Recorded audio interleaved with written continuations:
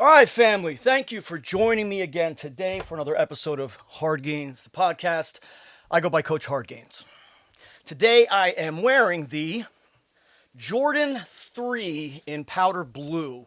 These are actually the only threes that I own because other than twos, threes are probably one of my least favorites, between 1 and 7s. I'm a huge fan of 1s, 4s, 5s, 6, 7s. I like some 11s. I like some 13s. Other than that, I'm not a huge fan of the other ones. But I do love these. And I got these specifically for the color, the powder blue, which I am very pleased with. I do like it a lot. So, today I wanted to answer a question that I am literally asked almost every day by someone online or on the forums or in the comment section or in person at the gym. That is, why and when did I start TRT? For me, it's very simple. I did 23 years, 23 very long years of natural bodybuilding, and I mean completely natural. I even stayed away from caffeine. Well, let me start here. I began training just before my 17th birthday, right when I had gotten my driver's permit, where in New Jersey I could drive limited hours because I could finally take myself to the gym, not have to rely on anybody else. And from that point on, I've been dedicated. I mean, even at that first moment, I joined a gym called Man's World Gym in Trenton, New Jersey, where I'm from. It was run by Joe Dodd, who was a Mr. Olympia. He was Arnold Schwarzenegger's stand-in for the Conan the Barbarian movies, so he had to look just like Arnold. He had the same frame. Joe was amazing. But Joe had already beaten up his body, and rest in peace. I saw Joe shortly before he died a few years ago, and the poor man was hunched over and hobbling into Home Depot, but still looked vascular as hell. Muscles were full. I mean, needless to say, the guy was on gear till he died, and he was training hard till he died. And I don't even like saying the gear part first, but in reality, at that age, with all those ailments, there's obviously a reason why he was on gear, why he was utilizing steroids, because I'm sure it made the quality of his life that much better than if he weren't. And Joe was my first coach and mentor. I went in as skinny as you could possibly imagine. I was 123 pounds, 5'10", and just skin and bones. I had always been athletic. I had played basketball, up until that point, all through high school, and I even continued to play in the college a little bit. I played football. I played soccer, but I had been skateboarding, surfing, and snowboarding since I was tiny, my whole life. So I was very athletic, but I am literally the most hard-gaining ectomorph you'll ever encounter, and I mean that in every way. And hear me out for that. That is why I know an ectomorph and a hard gainer when I see one. And there's so many guys out there online saying, 1 year hard gainer transformation, 6-month ectomorph transformation. Yeah, sorry. No, you're not. You're not ectomorphs and you're not hard gainers. You were just a skinny kid who didn't eat enough or was overactive and then suddenly started to grow, and now you're seeing that you're a mesomorph. Okay? Your body wants to build muscle. Your body wants to hold on to muscle. Hard gainers don't get that. We don't have that luxury. I have to fight, even at 42 years old, on gear, in a surplus of calories, training my ass off. I feel like I just did a Greg Doucette. Training my ass off! In a surplus of calories! Sorry, I shouldn't do that. I'm sorry. I don't like bullying. I don't like teasing. I don't like people making fun of people. I'm sorry. I apologize for that one. But I probably won't delete it. I just don't like Greg's videos. I can't get into his facade, his character. I understand it's a character, but even before his character, he was like cringy for me to watch. I'm being honest. And listen, I don't care if you like my videos or not, and I don't want to be expected to like Greg Doucette, but even before he pulled out this, I just couldn't watch his videos, and I thought he was cringy. I'm having a hard time believing if he's an honest person or not. I don't know the guy personally. I don't put that out there. I don't know the guy personally, and I'd be willing to get to know him. But all right, I digress. Although, in my opinion, That is really a large part of what is wrong with bodybuilding today. And why a guy like Joey Swole, who's I think is the antithesis of a Greg Doucette, is literally coming in and saving what's left of bodybuilding for young people. Okay, all right, but back to when I started training. I had grown up around old school Joe Weider style bodybuilding magazines that my adopted father collected and kept, and he was very muscular. He bodybuilt, and I always wanted to look like that. I had a stepbrother who was probably about 10 years older than me, I think. My brother Dougie, and he was a bodybuilder, and he was very well built, and I mean, he was enhanced, and he won Mr. Trenton, I think Mr. New Jersey, and he wanted to pursue it further, but then he started his first tree service, and then that's where he went with it. But he looked phenomenal. And actually, other than Man's World, I went to this other gym called Moz, and it was just this all dingy basement with all the iron you could possibly imagine ever needing in her basement. And it was just beautiful. Smelled like rusty iron.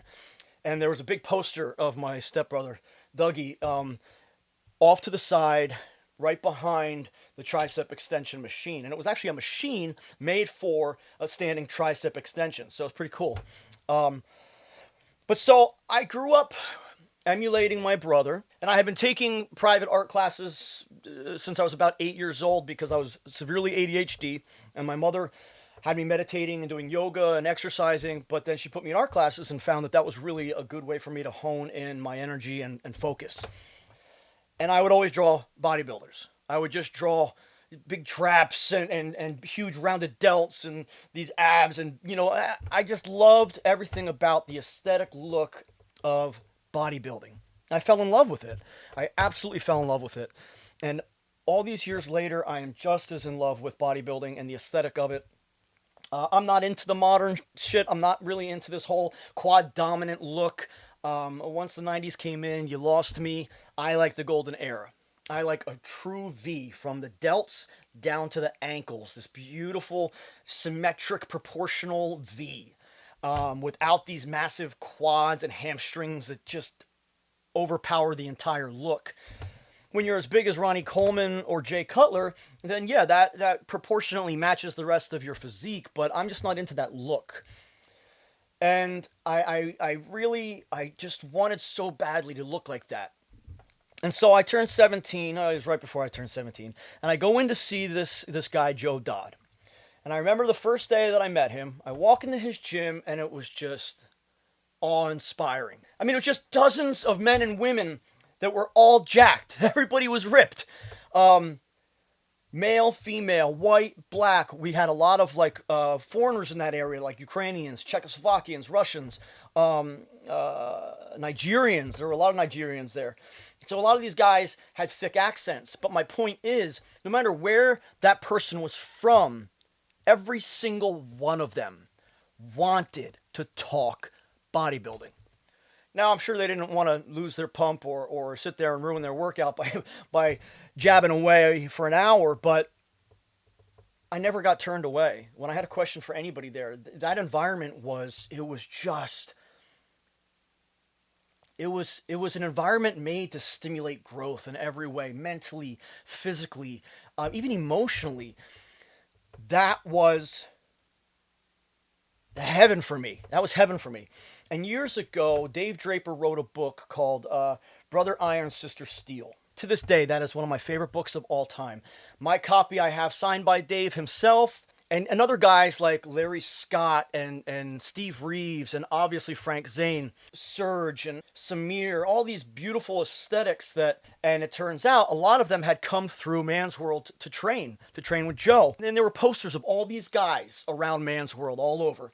It was just so amazing to feel that energy around you at all the time. And so my first day I go in and I talk to Joe, and I'm just this tiny little skinny kid. And even Joe was just he's Arnold's build, so he was just a very large and just demanding stature. Like, he was there. He was present. He was right there. And me, I'm just like this little kid. Fortunately for me, I have always had an abundance of confidence.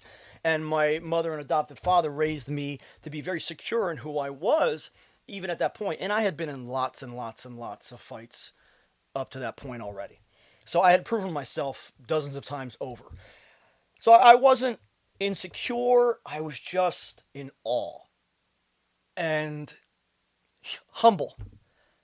I was humble to be there to learn. A lot of you young guys right now, you lack that humility. You think that because you learned everything on the internet and this and this and this, now you know all this stuff and you don't need anybody to tell you shit. Like, I'm so sick of the attitudes, guys. Fortunately for me, I've come across a lot of young guys that come up to me and ask me, like, how I did this and how I do that, and oh, what should they do for this? And I love that. I love that. Anywhere that I am, unless I have my headphones on and I'm really into my workout, I love talking to young guys. Anybody actually getting started. So I go in and I meet with Joe, and and he's like, okay, so what do you want to do? And I'm like, well, I want to get big. I want to get big. I want to look like these guys. You know, I want to look like everybody else. And Joe goes, okay, so you want to bodybuild? I'm like, yeah, yeah. And he's like, okay, well, what do you know about bodybuilding? And I told him a little bit. I was like, eat protein. I think that's all I said, basically. I didn't really know a whole lot about it, how to build muscle. And he goes, okay, do you know what steroids are? And I was like, oh, no. I thought everybody was natural at that point. I'm just barely 17. And he goes, oh, okay, well then we need to talk. So he actually took me down into the basement area, and he's like, okay, well, we're going to talk about steroids and then staying natural. And so we're going to talk about enhanced bodybuilding and natural bodybuilding. And the cool thing was, I remember him telling me, because this made me feel very good about myself. He said, you look like you have a great frame. You have good proportions and you have great symmetry. And that stuck with me all these years, and I've always tried to continue to develop my symmetry and to never become lagging in any area, which is also why when I couldn't train legs for 11 years, leading up to my spinal fusion, I knew that I couldn't let my upper body get too big or I'd look like a fucking potato on toothpicks. So that was really hard for me. So Joe explains to me the difference between enhancement and natural. And he actually went upstairs and then pointed out some other guys that were natural. And there were only a couple. But I remember both of them, the two guys he pointed out, were black and had beautiful genetics. These dudes were both very ripped and very muscular. And over time, I actually approached one of them, who this guy was just peeled. Just diced and peeled, man. And he looked amazing. But I went up to him and I started talking to him one day, and I was like, man, dude, you look amazing. And you know, I didn't know what to say beyond that. I didn't say anything else about what Joe had told me. And then this brother was like, well, listen, you know, I'm natural, but I got genetics, you know, and brothers have different genetics. And, you know, white boys, you're not going to have the same genetics as me. And so that dude explained genetics to me, which Joe hadn't really explained to me. So I'm learning all this shit, guys, from everybody. And it was amazing because it's fucking better than YouTube. It's better than Google because you're learning from people's direct experiences, not bro science, not bullshit that's just thrown out on the internet. Like, oh, well, you can't take 500 mgs of Deca. You know, you need to double your testosterone because you're going to get fucked. Says who? Like, most of these guys out there throwing out their comments don't even know shit. It's not even out of experience. And half the time, it's not even applicable to the conversation. It just drives me nuts because there's just so many keyboard warriors that don't know shit. But the young guys out there who want to learn, who are desperate to learn, who are starving to learn, they're like, oh, I want to learn this. And they're reading it, and they're like, oh, okay. And then they remember that, and they're like, wait a second. I thought this was the truth, and this was the... And it's such a hard path for young guys to navigate between lies and experience. So that is one of the main reasons why I've started this channel, is because I have 27 years of bodybuilding experience, nutrition experience, injury experience, fighting experience, grappling experience, boxing experience, injuries, illnesses, dying, losing everything, starting over. I mean, guys, you name it. I have been through so much, And I just want to pour it all out to you so that you can actually hear things from the perspective of experience. Been there, done that. Not, oh, well, I heard once that this is what happened to this guy, and that girl went through this, and, oh, I think this is what this... That is so destructive.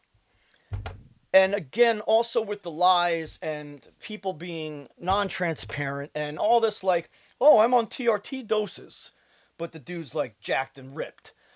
And then I just can't with all the lies, guys. I can't. Like, it's atrocious. It's disgusting how many people in the bodybuilding industry, in the fitness community, with a YouTube channel, on a platform that has a lot of sway, if you will, who are feeding you bullshit, who are lying to your face, who are making money off you. And some of these guys are the biggest guys that you want to believe, that you love, that you want to buy their freaking cookbook. But all these guys are just freaking bullshit artists. A lot of them really are. They're really good at bullshitting. And a lot of what comes out of their mouths is bullshit. And getting back to genetics plays such a big role in this, you know, where I have good proportions, I have good symmetry, my physique is very, very well-rounded, but I am very small. I have a very thin frame. I have very small bone structure. I mean, I started with very narrow shoulders. I'm still a 30-inch, 29-inch, 30-inch waist at 42 years old. My ankles are skinny, my wrists are skinny, my elbows and knees are thin, my legs will always stay thin. Like, genetics plays such a big role, guys. And then you got a young guy like Dylan McKnight come out, and the dude's getting thick, legit thick, and he's doing a great job. This is not to undermine his work. He is doing a great job. He is working his ass off. But Dylan is not a hard gainer. Dylan is not an ectomorph at all. If you look at his frame, his physique, his proportions, he's nothing like a hard gainer. Okay? He is literally an atypical mesomorph. From his neck to his waist to his muscle bellies to the roundness of his shape.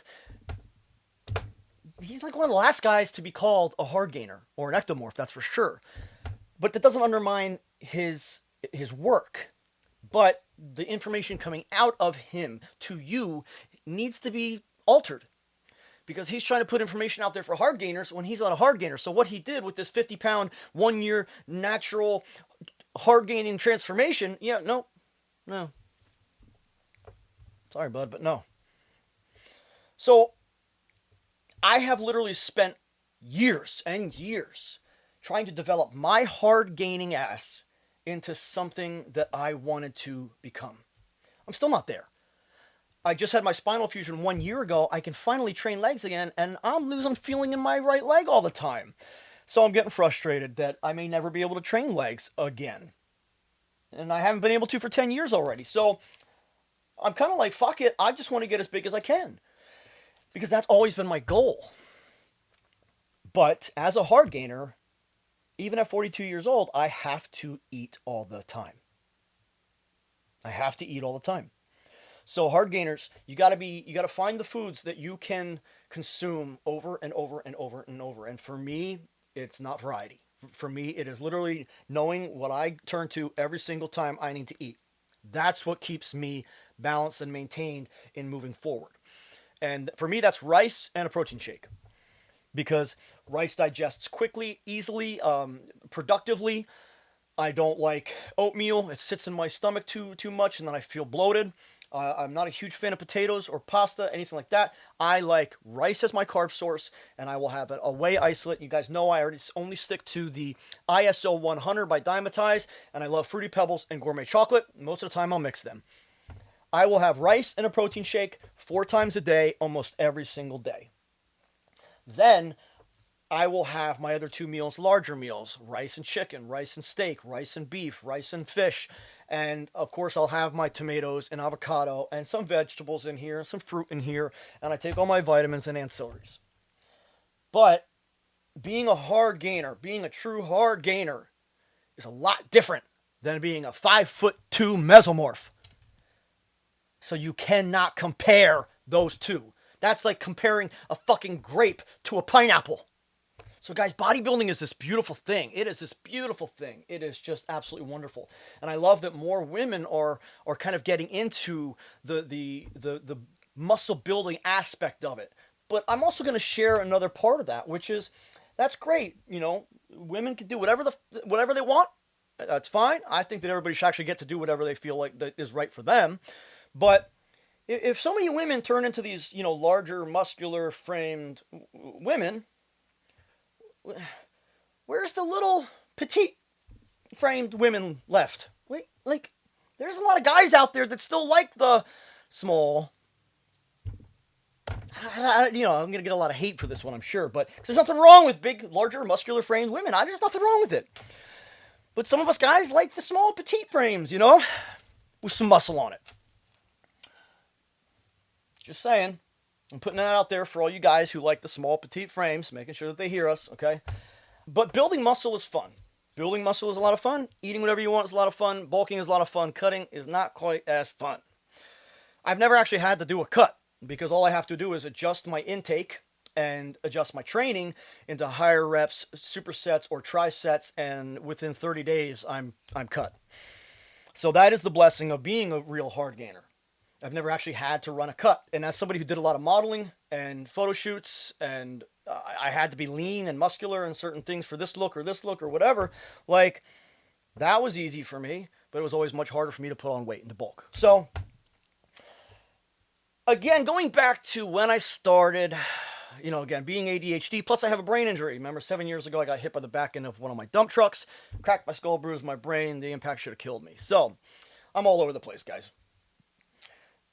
But when I started training, one of the most amazing things was to be surrounded by all of these beautiful physiques and to be encouraged to ask questions. Everybody there, and this is Trenton, New Jersey. So if you guys don't really know anything about Trenton, New Jersey, it's not the most welcoming and warm place in the country. It's actually high in crime, high in murder in the country, and there's a lot of drugs and a lot of gang violence in Jersey. But in Trenton, it's pretty bad. But it is what it is, And when you're in that environment, and you step into this gym, and all these amazing physiques are like pumping iron and pushing it, and then you're watching them and you're taking it in, and you're learning and you're taking it in, and you're processing it.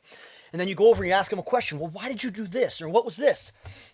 That brother I mentioned earlier who was just peeled from, in the beginning of when I first started training, one of the things that he taught me was volume. He taught me volume training. He taught me high reps. He taught me, perfect form. I actually ended up grabbing a bunch of workouts with him, and I remember one workout specifically when I woke up the next day and I couldn't even move my entire body. Dude, his name was Reggie. And Reggie told me after that workout I was going to be hurt, but I couldn't move. Like he had trashed me so hard that I couldn't move the next day. And we did a full body workout. But even the great Steve Reeves, he swore by full body workouts Monday, Wednesday, Friday. And I had done that for years, that full body workout. My body responded really well to that. Full body, Monday, Wednesday, Friday. You just adjust the exercises that you're going to do. My body responded and grew so well during that time, but I was also eating enough. So it really is a shame that we have this selfish culture now where all you stupid ass motherfuckers are sitting out there with your phones in the locker room trying to take a selfie of you flexing, and some guy wants to just get in the shower and your fucking phone is recording his ass trying to get in the shower, and you're gonna get fucking mad at him? No, fuck you, you stupid shit. Let the guy fucking shower. You're the dumbass trying to record in the shower where you shouldn't be. And then that chick who's like with the dark hair and she's taking her shirt off, and this trainer's off in the back and not even paying attention to her. He's like doing his thing, like being professional. And this stupid chick's like, what, can I help you? Can I help you? And again, I hate making fun of people. I'm sorry, but like that pissed me off, man. This girl's like, what? That's what I thought. That's what I thought. And like, I'm like, girl, you're not even attractive. Like, sorry, babe. I don't want to put people down, but like, she wasn't even like attractive. Like, I didn't find her attractive at all, personally. But that poor guy, he's like fucking doing his job, And here's the thing, like, A black trainer at a predominantly white gym is probably already trying to make sure his eyes are just focused on his fucking client. And some stupid ass chick is gonna come over there and like make him feel some sort of way. That shit pisses me off, man. And that chick, you know what? I'm glad that all these videos, and the Joey Swole put out these videos, put her in her place. Because she needs to be put in her place. Alright? Little fucking humility, chick. Alright? And all you young guys who want to go out there, that this is what life is about. And that phone and life is wrapped around you, paying attention to you all the time, you are sadly fucking mistaken. So wake the fuck up. Life does not revolve around you. Life does not revolve around your stupid ass selfies, okay? Life revolves around what you teach other people, what you are learning from other people. Life revolves around what we are giving, what we are accepting, and what we are pouring back out. So wake the fuck up. Stop being a selfish little shit. I'm trying to swear less. You guys don't swear. After my brain injury, I definitely have a harder time controlling swear words more. That's true. But when my little kids are around, I have 6 kids, and when my little kids are around, I never swear. Like, I never swear in front of my little kids. I think it's like this, like just a natural reaction. Like, I'm not even tempted to swear in front of them. I'm just like, oh, poopy, oh, crap. Because it's like, kitty words and stuff. So I don't know. It's weird. But you guys are adults. So I'm going to put it straight out for you, little fuckers. So I really want all of you to understand and appreciate what a wealth of knowledge experience is. Learn from other people's experience. Apply it in your life. Now you have the experiences to share with other people. And again, as I always do, I will again hit home to you. Honesty and transparency will make you who you are. I'm sick of liars. I'm sick of deceitful people. I have lived the last 16 years of my life surrounded by lies. And I will fucking never do it again. Honesty, or get the fuck out and take your ass somewhere else. Transparency. You can demand transparency from other people. They're not going to give it to you all the time. So just expect that. Understand that. But you can still tell them, listen, I demand transparency. I give it. I demand honesty and integrity. I value character. And depending on how they react, that is how you judge where they will be in your life. They may not be in your life because there are a lot of people who are afraid of the truth. There are a lot of people who are afraid of who they really are underneath and behind all their lies, because they've done such a good job of creating the lies of who they want to be that they have lost sense of who they really are. Don't ever become that. All right, guys and gals, ladies and gentlemen, listen, thank you again for watching this episode. Again, I am Coach Hardgains. Go over and follow my Instagram at Coach_Hardgains. You can follow my other channel at The New Woodworker, Adam A. Neely, which I'll probably rebrand soon because now that I have this channel that I focus on more, the other channel will be primarily focused on my spinal fusion and recovery. So I really want to thank you guys a lot for your support, the comments, the subscriptions. Make sure you tap that bell to receive notifications every time I release a new video. Thanks again for watching. Spread the word. Pass it around, please. I'm Coach Hardgains. I'll see you in the next one.